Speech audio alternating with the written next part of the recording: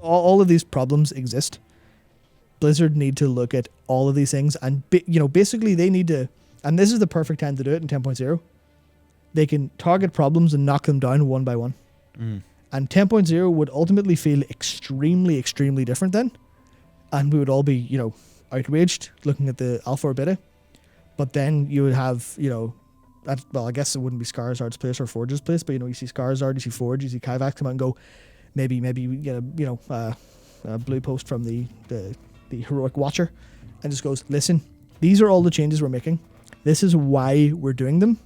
This is what we think the ultimate result of all of these changes will be. Deal with it. We're trying to fix this bloody game. Yeah. I think that's what they need to do. Just get a bit more ballsy and try and think, okay, you know what? Maybe we just need to evolve and have some fundamental change. Yeah. Wouldn't be a bad thing. Yeah, this is what makes it difficult, Ragnarsson, so just screw Alchemists then. If Alchemists getting screwed means that the entire gold economy can be fixed and playing the game can be better for a lot of other people, that's another problem they have to solve. So we go, okay, well, we'll shit all over Alchemists now. Yeah, but it's only as they are now. Yeah, so we'll shit all over Alchemists now. Then we will solve that problem. Just basically, 99 bugs. Fix one, 101 bugs. We've destroyed it. But you take one bottle off the wall until you have no bottles left. Yeah. And that's the iterative problem that they struggle with, I find. So that's the point.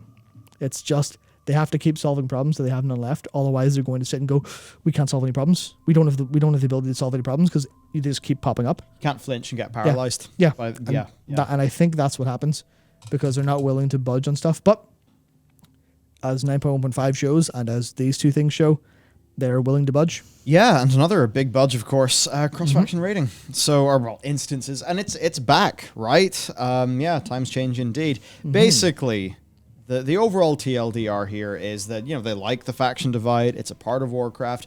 Ultimately, the lore does very much support putting aside our differences for the greater goal. That's kind of like the plot of Warcraft 3, by the way. That's been like that for a long time.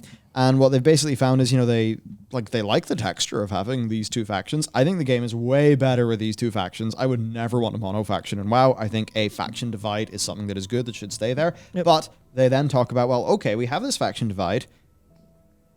Is there any way we can reduce some of its downsides? And one of the downsides, evidently, was your ability to play with other people. Yep. And with this system, they've basically really, they've just made it so that, like, if you want to play, so you have a Horde tune, you want to play with your friends, but you're an Alliance server, well, fine. Log into that, do some Mythic Plus. Doesn't break the lore, because the idea of, orcs and humans working together is, again, a major plot point of Warcraft 3 Reign of Chaos. Jaina and Thrall. And yeah, there's obviously the texture there, but players are not their faction. And I actually think Ian, especially when we get into that interview that he did, I thought it was a really strong interview when he basically just said, we don't really want it to be that you're born into the Horde, therefore, well, you look like a troll, you talk like a troll, you're a troll, therefore you hate elves. That's not what they want. That is also not the story they have been writing since, War 3. Yeah. So evidently, you could say the majority of trolls and the majority of elves have a sort of historical beef with each other. Sure. Does every troll? I mean, you could even bring it into, the friggin' Northern Ireland thing, right? Yeah. Where historically we'd been sort of divided against, Catholics and Protestants. And no, it's not, people weren't having arguments over transubstantiation. It wasn't that. It was also a political and cultural thing. But, I mean, my parents technically came from both, Yeah, same. Yeah, yes, actually, we both have, one parent and, one of each, you could say, is a Catholic, is a Protestant, even though, not really, but culturally, because it's not really a religious practice here. But it's that thing, is every person here who is, born a Catholic, do they have to hate Protestants just because of that? No. Yeah, I mean... No, and as our generation, as we move on from the dark times of the Troubles, as our generation continually proves, our politicians are a bunch of idiots, and we can't actually all get along together. Yeah. And sometimes there is a bit of texture in this society. It's something we see in the news every day. Yeah, it's very interesting that, that's kind of hit so close to home for us because, you know, how to put it. Our parents' generation was Warcraft 1, Warcraft 2. Yeah. Anyway, well, okay, maybe grandparents' generation was Warcraft 1, Warcraft 2. Warcraft 3 was kind of the parents' generation of, wait, why are we fighting? We're all just kind of the same. And now as people have hijacked this to make it all weird and annoying, but it doesn't affect us on a regular basis. Yeah. We can actually chill together. Sure, there's some issues, and you know there are communities that live. You know, well, that's a community of those people, so other people don't go there. It's for that community that still happens, it still exists. Kind of like there's Orc and the Stormwind, but an Orc and human won't necessarily kill each other. Yeah. Yep. So it supports like the setting just like does support cross-faction stuff. Yeah. Now, that doesn't mean there has to be political unity between these two large organizations of Alliance and Horde. Yeah. They are still, in a way, competing, they have competing geopolitical interests.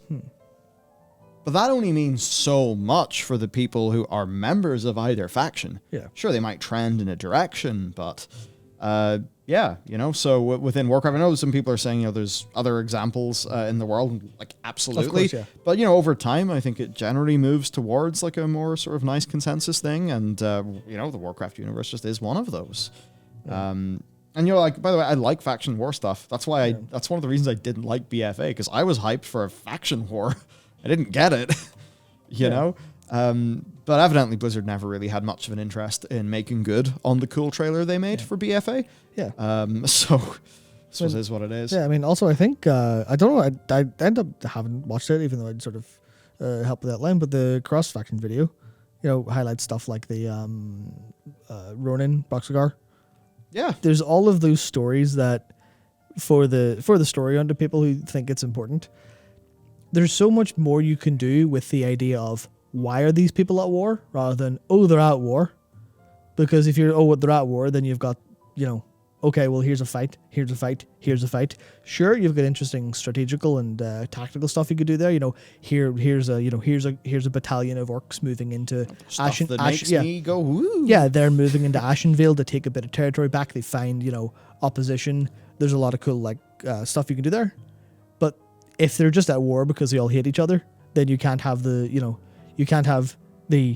orc who thinks, why are we cutting down all these trees? Because it's an orc shaman going, the elements are telling me to stop cutting down these trees because they're pretty nice.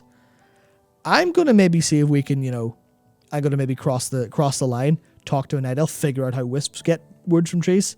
Look at that. You've got basically a book or a huge side quest. And it's really interesting. And then it can end with, one angry night elf killing the orc for, just spotting the forest one day. And then you basically have a Mickey, Bo and Me situation, which is a movie about a Catholic and a Protestant kid in, I think it's in Belfast or around Belfast. Yeah. And it's kind of like the tragic side of, one person tries to break the mold of the faction lines, but it doesn't go all that well. Mm-hmm. And you've got stuff like that. And that's like a great possibility that is opened up by them not being at war all the time individually, which is, the point of, or we can have a Tauren, chill with some humans to kill the thing that's threatening, the human farmland. Because the Tauren's like, well, don't burn the farmland, awful fire creature, that's bad. Stuff like that. Yeah. So it works. And it's also like, they've made it as, an opt-in feature as much as possible. So whenever you're doing like random matchmaking, it sticks to the faction. Honestly, I'd be happy if I could click a button that would say, cross-faction queue, brackets, your queue will probably be faster this way. I would click that. Right, yeah, every time. But yeah, so you don't need to see it there. The actual factions in the world, basically the exact same as it is now, just that you could, I guess, create a cross-realm, cross-faction group, or, a big cross-faction group. You could use party chat to talk to each other, and then if you're an RPer, use /say to be in character in game. So if you want to do your big Horde versus Alliance battle, you could actually facilitate an event like that way better with game systems, purely with in-game systems and tools, rather than needing Discord. So awesome. Even like for the RPers, I think this is lore friendly and gives them lots of tools. Yeah. So to me, it seems to be a very reasonable system that breaks down barriers between people, allows more people to use more of their characters because, let's be real, moving server and faction costs all of the money in the friggin' universe for some reason. Bobby's yacht. So I think this is universally good. So there's lots of WoW devs just talking about like, hey, this. Lots of excited devs. People, talking about, took a while to make this. Yeah, for sure. I think in the community generally, I mean, look at this. Look how happy everyone is. Ayo! Look how happy all these people are. This is great. A lot of people saying, hey, cross-faction guilds. Interesting. Yep. I guess could you do, maybe not a guild, but the community feature? Could you make that cross-faction? It is. The communities feature is cross-faction? Yeah. Is it? Yeah. For how long? Since it was introduced, right? No. No? I remember being excited about it and making a Bellular Alliance and Bellular Horde one, and then I completely unplanned everything in my life and didn't have time to really commit to it afterwards. I sort of still feel a bit bad about that to this day. I don't know what I'm smoking. I thought it was. No, I'm fairly sure it's... Because maybe going up for guilds might be too hard for Blizz. I mean, the idea of a cross-faction guild, your character is already canonically the head of one of those, class order hall. So even that would fit with the lore. Yeah, no, no.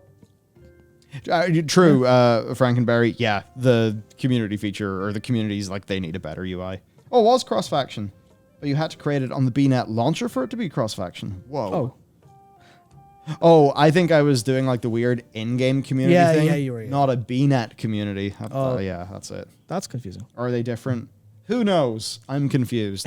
Anyway. Yeah. This is good for the health of the game. And perhaps we could read into it for 10.0. Possibly. Maybe, they're opening things up. They're listening to that feedback. Evidently, this is something that they wanted to do before 10.0. They sacrificed this being a 10.0 back-of-the-box feature. Yeah. Which I guess a lot of people think, well, that's a systems update, not a feature. I'm not really interested. But still, it could have been a big marketing beat for a new expansion. Yeah, I think that's the one thing that I find very interesting with this is that they're like, yep, here it is. We're going to bring it to you as soon as possible. They're so you're not going to spend 8 months running a viability test internally or discussing it in countless roundtables internally. You're going to actually go, everybody think it's cool? Yeah. All right, get to it. Yeah. And now we have it. That's what want to happen. I mean, obviously, if you look at the what could this mean for 10.0 in the story way, in the interview he talked about less focus on faction war, as in not going to an all-consuming faction war anymore, and focus more on characters and stories in that world, which I think is better. Yeah, absolutely better. And there's also one other thing that I wanted to say about it that will be covered in more depth in an upcoming video at some point next week, but.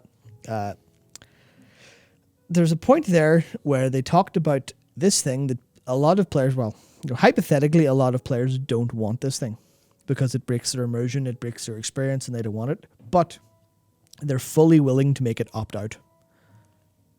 Sorry, opt-in. Yeah. Yeah, they're fully willing to make it opt-in. So if you don't want this, you just don't tick the button to allow other people. That kind of thing where you can completely avoid having to play with the other faction if you don't want to. Yeah. That is a very, very, very big weapon you've handed us, Blizzard. Because if you're willing to tell us that you can put a checkbox in game for things that people don't want to engage with or would rather engage with instead, then you've opened a lot of conversations. Like Master Loot. Oh, yes. Yep.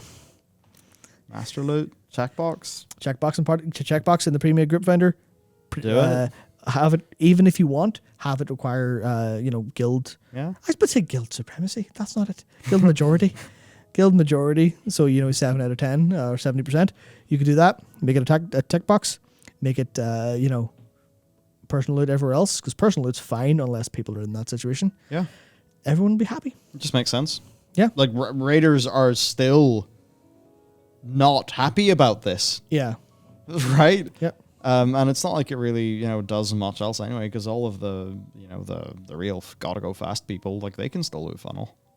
Yeah. They're going to do that shit no matter what. So, yeah, and I get their concern, but as long as you make it a guild group thing, and then, obviously, if Master Loot's turned on, you'll know when you sign up to a party, done.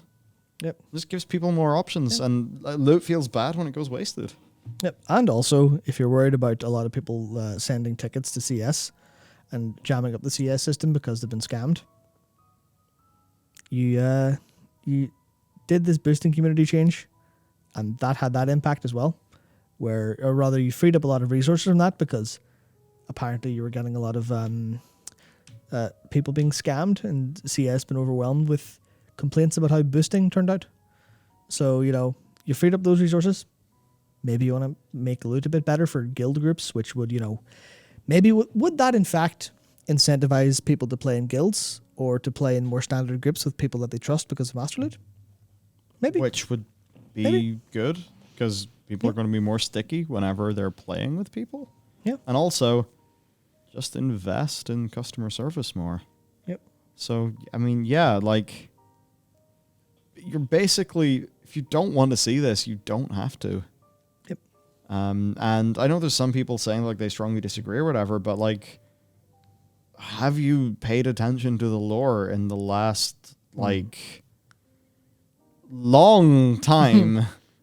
Because we came together in, we came together in Wrath in a way. There was obviously some conflict in Wrath, which I really enjoyed, by the way, but, there were, like, moments between the factions. Cataclysm, like, the players go to save the world with Thrall, Alliance included. You look at Mists of Pandaria. It starts off being like, hey, this faction war is breaking the Shah out. The end of it is explicitly coming together and Varian choosing to kind of like break the cycle. WoD. There was a whole drama in WoD about why does the PvP even make sense given the armistice, what's going on. Yeah. So in WoD, we were friends-ish. In Legion, we in Legion, we work together, and yes, there's like a bit of a drama around, the Broken Shore, but like you're the leader of a class order hall full of Alliance and Horde people. Like BFA obviously had the battle, but we helped the rebels. The Horde and Alliance, more often than not, the Horde and the Alliance come together, right? Yeah. So the lore fits as far back as War 3. War 3, AQ, BT, ICC. Basically every raid, honestly. Yeah. Except for Desire. Yeah. And also even then, they, the attempts that they made to have those raids not be faction... I don't know words anymore. Faction cooperation. Faction cooperation, for them to not be faction cooperation, they've had to do really weird loops in like Chronicle and go, oh yeah, so it was Sarfang led a group of champions to do this. And you're like, well, that feels a little bit weird for all the Alliance players who did it. So it makes more sense if it was a cross-faction group, like, because that's how the player experience was of it. So I think that's interesting, where like the times where they did have faction-specific raids, obviously, like, Desire Lore with against each other is cool, but everything else has just been kind of weird to not be because of how the story's set up. Yeah, so I think it's a pretty simple, kind of close-shot thing. Indeed.